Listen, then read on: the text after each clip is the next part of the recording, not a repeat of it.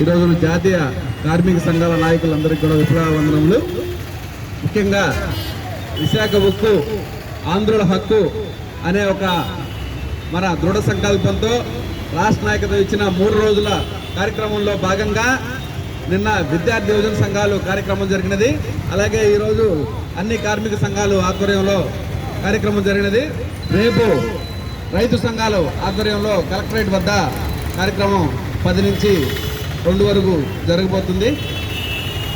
ఈ యొక్క మొత్తం సారాంశం ఏంటంటే విశాఖ ఉక్కును గవర్నమెంట్లోనే కంటిన్యూ చేయాలి, దానికి కావాల్సిన ముడి సరుకులు ఇవ్వాలి, అలాగే విశాఖను సైల్లో కంటిన్యూ చేయాలి.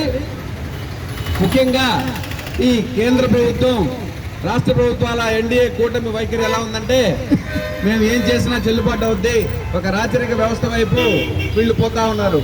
ముఖ్యంగా చెప్పాలంటే కామ్రేడ్స్, నరేంద్ర మోదీ గారు గాంధీ గారికి పూలమాలేస్తారు, ఆర్ఎస్ఎస్ వాళ్ళు గాడ్సేకి పూలమాలేస్తారు.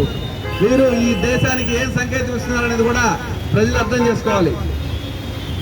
అటువంటి పరిస్థితుల్లో ఈ రోజున మనం మాట్లాడుతూ ఉన్నాం. గత ప్రభుత్వంలో అపోజిషన్లో ఉన్నటువంటి చంద్రబాబు నాయుడు గారు కానివ్వండి, జనసేన కానివ్వండి, బీజేపీ వాళ్ళు కానివ్వండి, వాళ్ళు ఇచ్చిన వాగ్దానం ఏంటంటే మేము అధికారంలోకి వస్తే వైజాగ్ స్టీల్ ప్లాంట్ను ప్రభుత్వ రంగంలోనే కొనసాగిస్తాం, ప్రైవేటీకరణ చేయమన్నారు. ప్రైవేటీకరణ ఒకవేళ చేయాల్సిన పరిస్థితికి ఈ రోజును చూస్తూ ఉంది. నిన్న అక్కడ సీఎండీని కూడా మార్చారు, సక్సేనా